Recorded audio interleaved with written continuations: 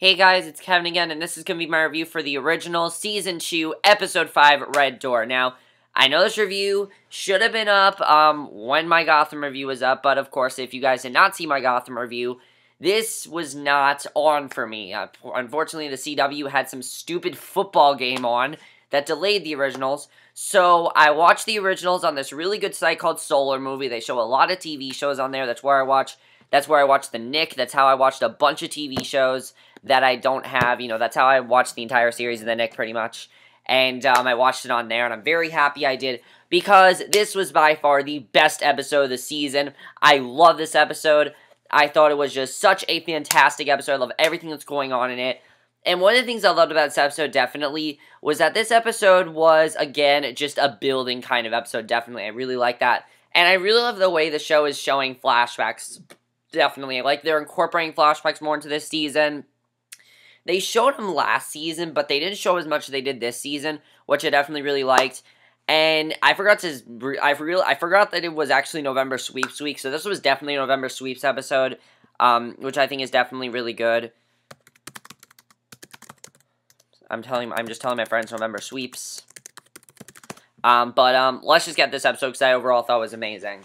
So, of course, the ending of last week's episode I thought was an amazing cliffhanger. Of course, Elijah was tied up, and Esther said that she was going to, basically, I forgot what it was called now. Oh, purify him. That's what she said she was going to do. So he's bloody and he's chasing, and we go to a flashback. He's bloody and chasing a woman. He bites into her neck as she screams. He comes into the crypt and yells at the chains. And we see right away that this woman is actually Nina Dobrev, who I'm very happy to see her on the show. And I believe they said this was Elena's first, ancestor, or, doppelganger or something. I think that's really interesting. So his mother tells him he won't be able to break them, and she asks if he's having sweet dreams. And he tells her to get out of his head, and she says it wasn't her. She tells him to get his bearings because they need to talk, and she asks who he was dreaming about. And as to his Haley, and his new, of course, Haley he had a little thing with, or someone else. And, I thought that was definitely very interesting. But the thing is, Elijah and Haley don't really have that chemistry anymore. It's not that he doesn't like her, it's that he wants to protect her, and he just doesn't think of her that way anymore, which is fine. This show does not need to be love trying, this person together, this person together, this person together. That's the thing I like about the originals, is it's different from the Vampire Diaries. So, she says he's not going anywhere until he hears her out. She says she wants him back in the family, but as a witch, not a vampire, which I thought was an amazing twist, definitely. He tells her she's crazy, and demands she lets him go. Now, she definitely has quite the agenda. She calls him a savage when he shows fangs and says he's a demon wearing the skin of her son. And Esther says the first woman he destroyed was a sweet young widow in their village. She reminds him it was the doppelganger, Tatia, who, of course, as I said, was played by Nina Dobrev, and I thought she did an amazing job in this episode, definitely. She didn't have a lot of scenes, but for what she did a lot of really good stuff. So, he says he loved her and she killed the girl, and Esther says she's going to show him the true monster that he is, because he pretty much thinks that Esther was the one that killed the girl, and I was like, well then, if she didn't kill him, then why would he kill him? That doesn't make any sense. So, basically he says then he'll beg for her salvation. So, back in ancient times, we see this village celebrating a harvest season with animal offerings, and we see Elijah watching Tatia, and Klaus trying to steal a kiss from her, and Esther says she only had eyes for Elijah, and Tatia approaches him and says she has chosen to give her heart again to a strong, fierce, protective, and yet gentle man, and tells him it's him. She touches her face, he takes her hand, he goes to kiss her, and she says it's not romantic to kiss while the pigs are slaughtered. He kisses her anyway and says they should let the pigs free, and Esther says that was just the beginning, and Elijah reminds him that Esther killed Tatia to keep Klaus's wolf side at bay, and Esther says he's not remembering accurately. That's not actually what happened. So Klaus threatens Cole. He's threatening Cole, but of course he doesn't really realize that, he's actually, he doesn't realize that Caleb is actually Cole. And Cammy says he can't kill the kid or Davina, and, it's really crazy what's going on here. And of course, Klaus's main agenda at this point is to kill Michael. That's what he wants to do, because he had that big showdown with Michael last week. And he pretty much thought he killed him, but we pretty much know he's not dead. So he agrees and hands over the knife. He tells her, get the car so they can take Davina to the hospital. She goes to get the car because they basically think that they can actually, I think, as I said before, Klaus does care about Davina, so I like seeing that. So Klaus gives away that he knows it's Cole and his brother, and I thought that was amazing that we find out right away he knows that, and tells him he guesses the jig is up, and Klaus says he doesn't mind he's alive again, but isn't acting right. And Cole says Cammy will be upset if he kills her, and Klaus calls out to her that he changed his mind about killing her.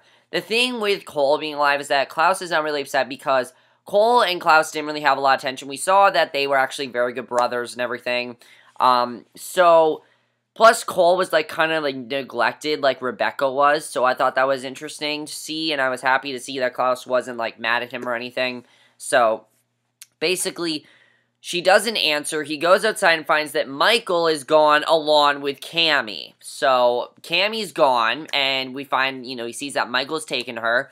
And Klaus is leaving a voicemail for Elijah to tell him that Mikael is Cammy in the White Oak stake. Of course, Elijah's not there because he's been kidnapped by Esther.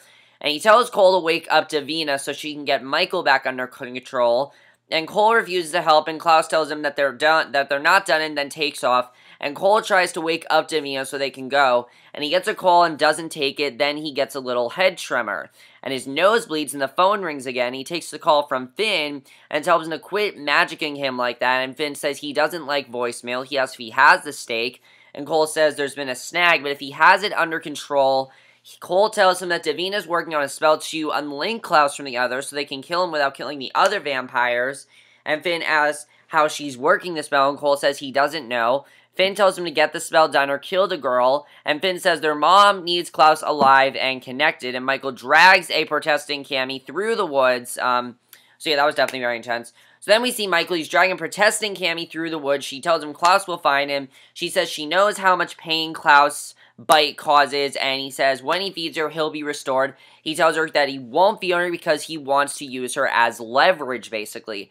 Basically, what his plan is that Klaus is going to know that Cammy's kidnapped, and that is when he's going to attack Klaus. Now, I predicted he's going to, because, of course, the episode ended last week, well, his plot at least, ended with him staring at that stake. So I pretty much knew, okay, he's going to kill Klaus. That's what he wants to do.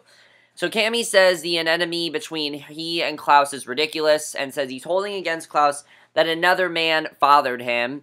And Mikael says she's an enabler of the week, and it's no wonder Klaus likes her. He drags her off toward the sound of music and says that where there is music, there is food. They lurk outside a hillbilly Halloween party, and Mikael says it's perfect. So Cole goes back inside and looks over Davina's spell notes, and he sees a condor root and says she must be using that as a binder. And he wonders where she found it, and he chants while she's holding it. She wakes and asks about Klaus, and he says he smashed the place up and left to hunt down her serial killer friend. And she asks about the stake, and he says the serial killer took it. So she calls out for Mikael and is upset that her bracelet isn't working. And said if the bracelet isn't working, Mikael can kill Klaus, and all her friends will die. That's basically what needs to happen. That's not going to be a good thing, because she doesn't want her friends to die, obviously. So she says she has to finish her spell now, and then Haley comes back to see Marcel with an update on the wolves. And she thanks him for helping. He tells her to thank Elijah, and she says she can't find him anywhere. She has no idea where he is. And Marcel says Oliver was going to help him, and says Ollie, she says Ollie's missing too. And she and Marcel head out to find them. They have no idea where they are, and I really like this episode is just trying to find people. All these people are lost, Klaus is looking for Cammy, Haley and Marcel are looking for Elijah, and then Elijah, is tied up and everything. I thought that was definitely very well done, the way everyone's looking for everyone. I thought that was really cool. So then Esther's asking Elijah if he's hungry once again. She's basically still torturing him and says it's horrible to feed on the blood of others. She says she and his father just wanted to make them strong. I gotta say, the woman that plays Esther, very creepy. Very creepy. I actually think she's creepier than the woman that played Cassie, I gotta say. I understand why they changed actresses, because the girl that plays Lenore as Esther is creepier than the girl that played Cassie as Esther. Cassie as Esther was not as frightening as Lenore is. Lenore kind of sounds like, it kind of reminds me of Angela Bassett's character from American Horror Story, Coven Marie. She reminds her of me of that, but definitely more sinister and more villainous, which I definitely really like. So we then see back in the day, a pile of dead bodies, and Elijah approaches Klaus and offers him a cloak. And Klaus asks what he is and how many did he kill. And Elijah says he tore 6 villagers apart, and Elijah helps him stand, and Klaus asks what he's become. And Elijah says he reminds him of the wolves in the village with the curse of the full moon. And he tells Klaus that now Mikael is furious and is sure this can only be passed through birth, and none of the other kids have it. And Klaus is crying and says Mikael must not be his father. He's obviously very upset about that. And now we know why Mikael's upset, because of course he was upset that, that was another man's, they were, there was another man that was their father at one point. So, that was definitely really sad to see, and I like the way they connected the flashbacks to that. I thought that was really cool. So we see Tatia creeping through the woods. She sees the bodies and flees. He chases her down, and now Elijah says he compelled Tatia to forget the bodies, but Esther said he had only been a vampire for a few days and didn't have mastery of his skills, so he couldn't have possibly compelled her because he wasn't as experienced as he thought he was, which I thought was really cool. But the thing is, at this point, I don't really know if Esther's telling the honest truth, because I pretty much think Esther at this point is just feeding him bullshit. I pretty much thought that was going on here. So we see him chasing down Tatia. He tells her he won't hurt her and that he loves her. Esther says she thought he would only protect Tatia and marry her, and Elijah says he would never have hurt her, and she says he did. So basically, we found out that Tatia tells Elijah that his mother asked for her blood, but she has no idea what dark magic would come from it. She calls Elijah a monster. He says he's not. She has blood in her hand. His fangs pop out to spite himself. Esther tells him he needs to remember it all. He tells Tatia he doesn't want to hurt her, tells her to run, grabs her, and sinks his teeth into her neck. So yes, he did hurt her. But still, I don't know if she's telling the honest truth here. I don't know if I exactly trust her at this point. So Esther says he was a predator, and she created, and Tatia became his prey. And Elijah says she's lying and says she killed Tatia to get her blood to keep Klaus' hybrid curse at bay. And she tells him that he doesn't need to believe her, he just needs to remember. And he's pretty much in total denial right now of that. So Klaus is chasing Mikael through the forest. He sees some blood on a tree. He presses on and he sees a group of people standing wearing masks. And this was actually very creepy. Like, these people wearing masks, they were just really creepy. They were just standing there. They're all compelled and threaten Klaus with a stake. And Klaus calls out to Mikael and says the theatrics only delay the inevitable. But then Klaus goes full-on badass. He starts taking them all out one by one. I thought that was awesome. And Cole is trying to discourage Davina from working the spell. And she says she can give him a list of people who underestimate him. And he then offers to help her and says he's good at what he does. And she agrees and says, let's do this. So Cammy tells Mikael that she used to try and convince Klaus that there was good in everyone, even him. And I thought this was definitely a very good scene because Klaus is not exactly a monster anymore. He's a good person now. He's not a bad person by any means. And I definitely like, her saying this. Basically, she says Klaus told her he had no idea how deep his hatred for Klaus ran, and Mikael says he was hopeful that Klaus would be a great warrior and was actually happy when he found out that he wasn't his son. And Cammy says Esther's infidelity is not Klaus's fault, which is not. It's not his fault at all. So, Mikael tells her that Klaus got Henrik killed with his werewolf obsession, and then he killed his mother, then turned the whole family against him, and Cammy tells him that all his hatred and violence across the millennia has done him no good and has made him miserable, and basically his violence is pointless, as she says. However, I do kind of sympathize with Mikael, because his point of view, he pretty much feels that Klaus is the reason that, the whole family turned against him. Because, he killed his mother, they blamed it on Mikael and everything, and that's why he's so upset. I do see Mikael's point. I just don't like the way he's approaching things. I mean, I understand he wants revenge, he's really pissed, but to, sort of see, I do see Mikael's point, okay? He does have a point, but if I had to say, of course, Klaus is the one I'm rooting for here, because one, Klaus is our main character, so obviously I want him to win, plus he's a good character. Two, Klaus is the more justified one, and the one that's more, well thought out and everything. Mikael's just a very evil man, so basically, she reminds him he said he wouldn't eat her, and says when times are tough, even the devil eats flies. He goes for her throat and bites her, basically. So Klaus fights off the last of the rednecks, and his phone rings, and he says he's busy and asks Haley what she needs. And she tells him that Elijah's missing, and there's a mess of werewolf and vampire blood. She says she needs to track it, and he says he has more pressing matters. She asks what's more important than his brother, and he gives the 411 on Mikael, the stake and Tunder's knife, then also tells her that his insane father has Cammy. So Marcel hears this, and he looks very distraught, because he obviously really cared about Cammy. She mattered to him. They were in a relationship. And the second he saw him, like, okay, definitely Marcel is going to take some action about this. So Klaus tells her that by day's end, either he or his father will be ash, and says if she finds Elijah to send him to help deal with Mikael.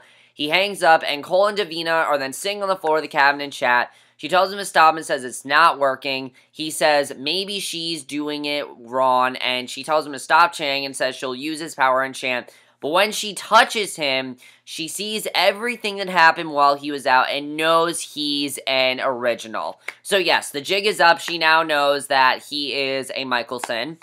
And she calls him a liar and they duel with magic. She kicks his ass with magic and tells her that his mother told him to keep the spell or her and says he likes her. And I like seeing that. He basically admitted that, yes, he does like her. I definitely really enjoy that. So he calls her off and explains that you don't disappoint his mother. He says he did bring him back to life, but says she's mad at it as a hatter. But then he also tells her that the killer she made, her pet, his father, is even more of a lunatic than his mother. So he said he had to free Mikael, and he offers his hand, tells her to read it all from him. He says he's a Mikaelson, but says he hates them all. She tells him to show her how she broke the spell on her bracelet. He agrees, and basically, he agrees to it. But my thing here is, does he really care about her, or is this just, again, Esther and Finn telling him what to do here? I honestly don't know. I feel he does care about Davina. I do feel he has that sort of devotion for her, and he does sort of care about her. I just don't know if it's genuine or not. I don't know if it's a genuine connection. He did say he cared about her, but I don't know. Again, it's very hard to tell. Because you never know with these characters, especially with someone like Esther. And that's one of the things I also love about this episode, is that you never know with these villains if they're telling the truth or not. First of all, you have no idea if these flashbacks with Esther are true. You have no idea if what Cole is saying is true, and I think that definitely is very interesting. So then Esther tells Elijah that he brought Tatia to her for healing, but says she was already dead by the time he got there. And Esther says it was too late and told him she could make it go all away. And we see Elijah back in the day kneeling, and she works on a spell to make him forget that he killed the woman he loved. And basically she says he did exactly as she told him, and then says he created a place in his mind to store the memories of his victims. She says she constructed a red door in his mind, which is why it's called Red Door, to hide all the bad and vicious memories, and told him if he was clean and neat, no one would know who he really was, or what he really was. So she says that's why his hands are always clean, he's always in a neatly pressed suit. And I thought that was actually a really interesting twist, because he's always the classy one here. Klaus is a classy guy, but if you had to say who was more classier, Elijah's definitely a classier guy. So I thought that was definitely a very interesting twist, and I definitely really enjoyed that, because that wasn't something I personally was expecting. I thought that was definitely really cool.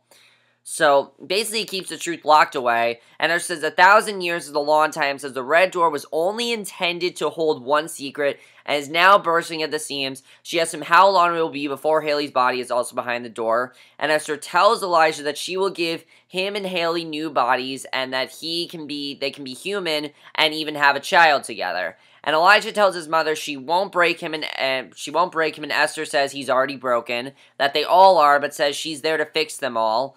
And I thought that was definitely really interesting. So Cole and Davina are walking through the woods, and he explains that bleeding power from a magic is tricky, and she wants him to take the power from the white oak stake.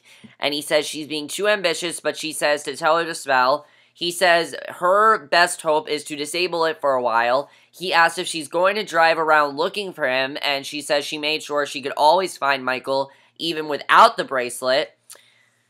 And I thought that was definitely really interesting what's going on here. So Klaus then finds Mikael with a bloody cami. You can tell right away, okay, shit's about to go down. We get a really awesome scene here.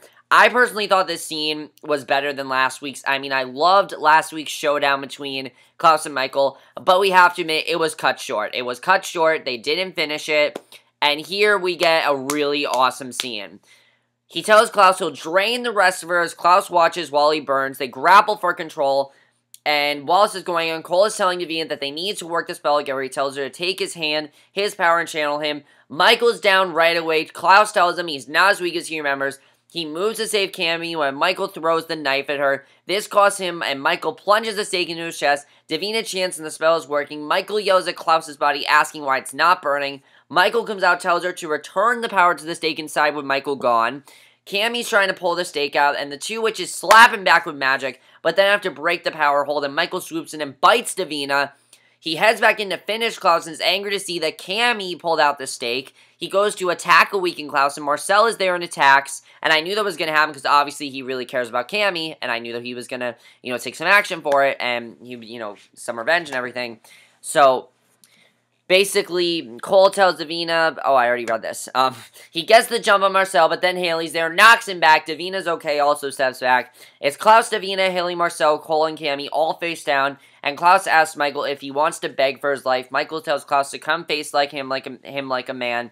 And when he's ready, without the fools and women defending him, he speeds away knowing he can't win the day. So once again, their fight was cut short.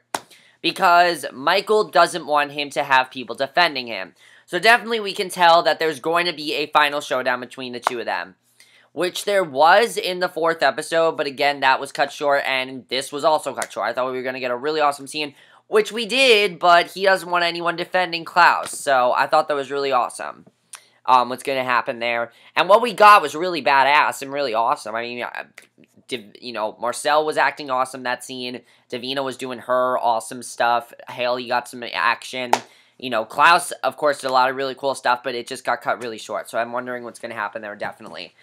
I would say that I don't think we're going to get the actual big fight scene till the mid-season finale. I think that's the right time to do it, is the mid-season finale or the second to last, because I know last year most of the action happened in the second to last episode before the mid-season finale. So I thought that was, I think that's what's going to happen this season as well. So Davina then checks on Cole, and he says he's just a little lightheaded after being knocked ass over tea kettle by his dad. And Marcel comes over and chews out Davina for risking her life. He also chastises her for bringing the insane vampire hunter back from the dead. Cole tells Marcel that's enough. He tells Marcel they're all friends, and Marcel asks Davina to stay put and says he'll handle Klaus. So Cole tells her they need to get out of there because Klaus isn't a forgiving sort. She says she's not afraid of him. She has a white oak stake. She says she's going to get even with Klaus, and he's going to help, but says she agrees they need to leave. And Klaus tells Cammy she pulled the stake out just in time. She says the least she could do for the time she told him that Michael didn't need to die. So Klaus says it's the first time that he's seen Michael run, which is really... I mean, Michael's supposed to be the most powerful vampire, the most, defenseless vampire ever, and just a major badass. However, he ran away. He's being a pussy about it. So, definitely, I think Michael is waiting for the right time for Klaus and him to fight. So, Haley and Marcel checked, and he's really gone. Marcel reminds Klaus that if he dies, so does Marcel and Haley. And that's true, because if you remember, in episode 8 of season 1, Klaus was talking to Tyler about this, that if you kill Klaus, Damon dies, Stefan dies, Marcel dies, Elena dies, all those people that we care about in the Vampire Diaries die, and so does Marcel. All those people die. And also Rebecca dies. Rebecca dies as well. So that definitely is very, very big, and that's why we know Klaus isn't going to die. Michael dies, though. The same thing might end up happening. However, Michael's not necessarily an original because, Davina resurrected him. So, there is that. So, she then tells Klaus that they have another problem. And basically, she's referencing Esther. And the rest of the episode is Esther and Elijah. She tells Elijah he's going to hang there while the memories haunt him and drain his strength and hope. She says he'll reconsider her offer of a new life, rid his demons and in peace. And then randomly, Haley runs in, bites Esther. And I was just like, well, that was anticlimactic. I was like, what the fuck? That was, the most anticlimactic thing ever. So she tells Elijah she would have ripped her heart out, but says she just body jumped. She asks Elijah how to free the chains, and he tells her the charm to break. She tells him he needs to feed and bites her arm. He says he can't because he wants her and his need for her may cause him to lose control. She says she's not afraid, pulls him into a passionate kiss, and offers her neck and he sinks his teeth in. And it seems like this is real. However, it's not real because Finn is there and asks what she's done to Elijah. And she says she's basically letting him dream. And we see she's still strung up with a slack look on her face. Esther says she has to show him not only the horrors of the past, but a better world to come. And Elijah pulls away from Haley's throat, then goes back for seconds because he can't stop. And Esther says by the time he wakes, he'll know that there is no other path but her offer to find peace.